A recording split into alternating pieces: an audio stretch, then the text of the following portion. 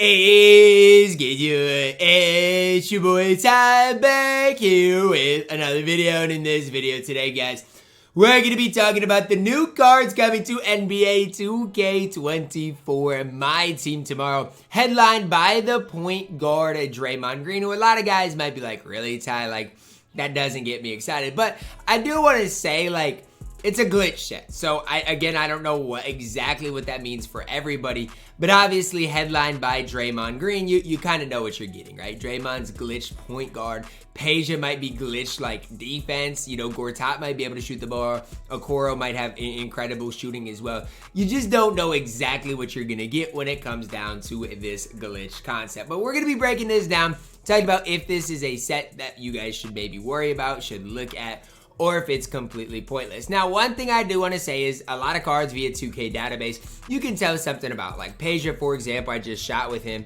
But when you're looking at like a Peja card, guys, his release probably going to stay the same, which is fine. Comes with Dame, dribble style, normal leaner.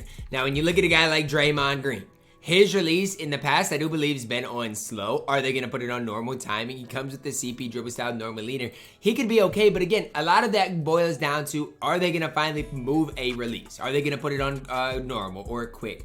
Anything like that. A lot of, things can be kind of decided with that. So, like, I can give you guys all the information, but without having the exact SIGs coming into tomorrow, it's hard at telling. So, let's start it off at the bottom with Isaac Okoro. First thing is, how much have rubies been recently? 10,000 MT. So I expect Okoro to hopefully be 10,000 MT. If he's anything more than 10,000 MT, we got a little bit of a problem. Okoro base on normal timing, normal leaner, CP, dribble style 6'5". If you look at this, obviously it has shooting guard eligibility. You know what you're getting out of Okoro. He's going to defensively be outstanding. Offensively, I think, it's going to be a kind of a struggle for Okoro. It normally has been in the past. Is a glitch card though, so I'm guessing it's going to be kind of a glitch shooting card for Okoro, so I'm guessing his 3-ball is going to be really high come tomorrow. Right now, I feel like, yes, there are some decent shooting guards as far as budget options. If you want to look at like a Beauchamp, if you want to look at the, the card we got last Friday, and Peyton Watson, we do have some really good shooting guards. Now, price-wise, that's the big thing. If he's 10,000 MT, I don't think he's going to be that bad. If he's like more than 10,000, let's say like 15,000, 20,000 MT, it's impossible for Okoro to be better than Peyton Watson. I'm just throwing that out there. It's going to be nearly impossible. Don't expect the card to be horrible, but I think there really is going to be a limit to how good the card can be. Gortat up next. Now for Gortat, we might have to go to years past. Gortat we did see as a diamond last year in the Spotlight Sim.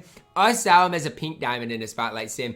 Gortat tomorrow is an amethyst, and I do expect him to get the ability to shoot the ball. So obviously Gortat, power forward center, expect him to be able to shoot the ball a little bit. Now the diamond Gortat we did see last year, obviously in the All-Star Spotlight Sims, had a 78 3-ball, defensively some solid badges. Pink Diamond Gortat had a 78 3-ball and looked to be a little bit better. I do expect his 3-ball to be decent, expect his defense to be decent as well. Last year, the problem was the Steven Adams base on slow. Basically made the card unusable. And again, this year, if he gets the Steven Adams base, it is going to be a basically unusable base, unusable, card. Because, I mean, when you look at Steven Adams this year, he still's got that release on slow. And for Gortat, if that's what he sees, you're not going to be able to run the card. He's not going to be a good budget card. And amethysts right now aren't cheap either. Like, again, if we see him for 20,000 MT, how are you going to debate that he's going to be even better than a guy like DeAndre Ayton? I think you're going to have a tough time doing that. Now, again, if they change his release and don't give him the Steven Adams base on slow, you might have something a little bit more to work with, a little bit more to look at. But as it stands right now, do I think Gortat's going to be good? No. Do I think he's going to be usable? I think it really depends on that release. I think he's going to be usable either way because defensively he's going to be solid. But if the glitch part of this card is shooting and you get the Steven Adams base on slow, you're just not doing much to move the needle for me. Peja Stojakovic up next. First thing I want to say, 6'10" for Peja at the small forward position. So height-wise, really solid. Now, if Peja's glitched to the point where his defense is off the charts good, I think that's when we've really got to look at Peja. Because shooting-wise, he's going to come with limitless. He's going to come with catch and shoot. Release-wise, he's fine. If they happen to put this release on quick, going to be next level good. Dame dribble style for a guy at 6'10" really isn't bad either. So if you look at a card tomorrow, it's one of the best shooters in the game, can handle the ball, even if his dunking's not great and his defense is solid, he's going to be solid. Now, obviously, if he's not glitched defensively and instead glitched, dunking wise, really limits the ability for him. Because remember, he's 6'10", and if you want me to hype up a Peja card that's going to be probably 100,000 MT, defensively he's going to have to do some things. Because, I mean, other than that, I don't really see the card being that next level good, especially when we look at some of the small forwards we've got recently.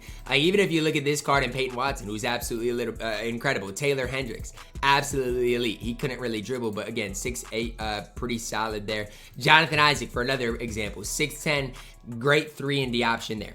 And again, for me and Peja, yes, we know the Dame dribble style is going to be there. What's his movement like? What's that release like? And is he going to be able to play defense? That's the big question mark.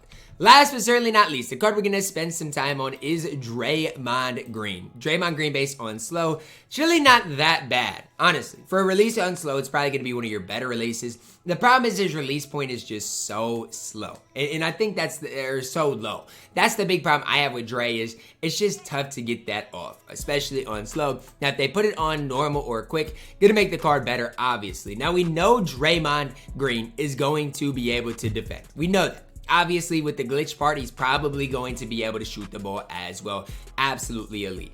Now, how good do they make a Draymond Green at 6'7" that can shoot and obviously defend? I think the potential is off the charts. Because here's my thinking, right? 6'6", but Draymond always plays larger than that. Like, he's going to be able to switch on to bigs, which is super important. You run Draymond Green next to like a shooting guard that can move and groove, let's say like a Kobe Bryant type of card. I think this Draymond Green has what it takes to be one of the best point guards in the game. Because even if you look at a guy like Amen Thompson, who came out last week, Amen, great defensively. Handling the ball, he was fine. But shooting-wise, it's not like Amen's release is that great. Probably better than Draymond's. I'm not going to sit here and argue that. But if they put Draymond Green's release on normal or put it on quick, the potential is there. If we see a Draymond Green tomorrow with the release on slow, I think it really limits how good the card can be. Now, last year in March, we did see a point guard Draymond Green, who for his time was okay. Like, I can't sit here and hate on this out of position Draymond, who did his thing. Again, defensively was fine, playmaking was fine, but the big thing here is his release was on very quick. Pink Diamond Draymond we saw in October, saw it on slow. So what are we going to see for Draymond's release? My guess is slow. Again, until 2K proves that they are changing releases, it'd be foolish of me to predict that. And that's not me hating on 2K, it's just me giving you the facts. Until proven otherwise, it's ridiculous to think any of these releases are going to change. So, heading into tomorrow, do I think any of these cards make the best squad in the game? No. Heading into tomorrow, do I think any of these cards make no money spent budget teams? No. So, heading into tomorrow, am I really hype about this content drop? No. If I was a big Warriors fan, I'd be hype about Draymond Green. I think Peja's got potential given he's 6'10". But just looking at this set, it's not a set that I'm like heading into tomorrow like, let's go. Draymond Green's going to play in the best squad. Let's go. Isaac Okoro is going to be an absolute budget beast. It's not a set that I think is absolutely horrible. It's not a set that I think is dog water. It's a set that I think has some potential. But unless they change releases, I don't think anybody should be super hype about it. Again, Gortat, if he gets a change release, sped up release, he's going to be solid. Dre, if he gets a sped up release, going to be solid. Same thing with Okoro. If he gets what he needs offensively, could be solid. But until 2K proves that they're willing to make the necessary changes, this set's just going to be one that happens and nobody really is excited about it. Now, it's important to note on the bottom, it says coming tomorrow in the player market and pack market. Doesn't say anything about the agendas. Now, I do think there's going to be a chance for you guys to get a glitch pack tomorrow with the agendas. Now, what does that bring to the table? You guys can ask yourselves that. But that's about all that's really to look at tomorrow. I like the glitch concept. I've always kind of liked it in 2K, but this is not a set that I'm like super hype about. And again, maybe it's me. Maybe you guys are hype about it now, and you guys can let me know that down below in the comments. But I just have a hard time seeing any of these people worth their price, MT-wise, in my team. Let me know your thoughts on the 4 cards coming tomorrow in this glitch set. Drop a like on the video, guys. Subscribe if you're new, and as always, man, I love you guys. Have a blessed day.